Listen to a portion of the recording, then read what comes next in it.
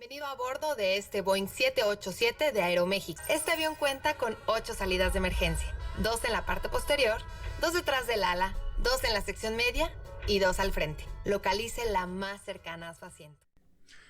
Ay, cómo extraño esos mensajes de seguridad que sonaban en la cabina del avión justo antes de comenzar un vuelo. Aunque como ingeniero y curioso que soy, siempre me llamó la atención qué quiere decir ese 787 al principio del mensaje y cómo escogen los números para los aviones.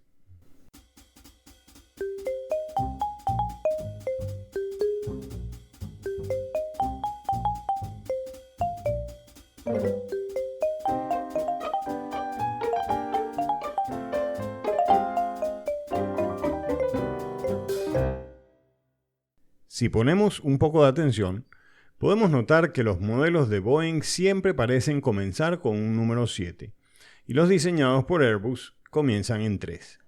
El esquema de designación de los modelos es simple. La primera letra representa el fabricante y los números, por lo general, son correlativos a la cronología en que han sido producidos. Luego cuentan con 3 letras o números que identifican la variante de una misma gama y otros datos como el cliente o el tipo de motor. Así, por ejemplo, el A321XLR es por Extra Long Range. Y en el caso de Boeing podemos ver un 747-100LR. El origen de este sistema se remonta a 1933, cuando la Douglas Aircraft fabricó su primer avión, el DC-1. Le siguieron el DC-2 y el DC-3. Tras la fusión que derivó en McDonnell Douglas en 1967, se fabricaron los DC-9 y DC-10, pero de ahí se saltó a los MD-11, hasta que la compañía fue absorbida por la Boeing.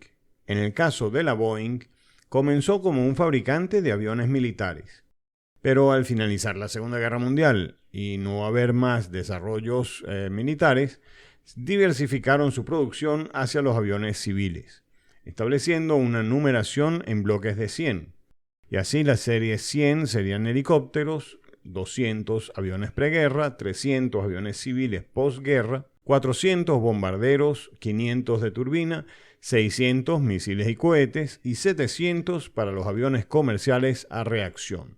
La serie 900 quedó para los modelos experimentales. En 1958, cuando la Boeing estaba por anunciar el primer avión 700, la gente de mercadeo decidió que el 700 como que no era muy atractivo comercialmente. Le faltaba algo de punch. Y por eso lo denominaron el 707. Es a partir de ahí que todos los modelos de aviones pasaron a ser 707, 717, 727 y 737. En 1969 voló por primera vez el 747, dando inicio a la generación de aviones de doble pasillo, el 757, 767, 777, y cerrando con el Dreamliner 787. Airbus, por su parte, también mantuvo un principio similar, identificando en 1967 el proyecto A3XX, que salió al mercado como A300, por representar la capacidad de pasajeros. Aunque luego este esquema se abandonó cuando en 1978 salen con el A310 con una capacidad de 240 pasajeros. En 1987 se lanzó el modelo más exitoso, el A320. Luego el A340 y de ahí se dio un salto al A380 de 2 pisos. Existen varias teorías de por qué este salto. La primera es porque se consideraba que el A380 es una especie de A340 duplicado. La segunda, que la sección transversal del fuselaje parecía un número 8. Y la tercera es que concibieron el A380 como el avión más grande que se podría diseñar, de forma que los futuros aviones llenarían los espacios en el medio, como en efecto ocurrió con el A350. El fabricante brasilero Embraer siempre tuvo nombres particulares para sus aviones, como Bandeirante, Brasilia, Xingu, Savante y Tucano. Pero estos fueron dejados desde el Embraer 135 para ingresar con el concepto de familias como el resto de fabricantes y la tendencia mundial. La fabricante de aviones caza inicia sus modelos con una C, seguido de un 1 o 2, dependiendo del número de motores, y un número de 2 dígitos que indica la capacidad de pasajeros que pudiera transportar.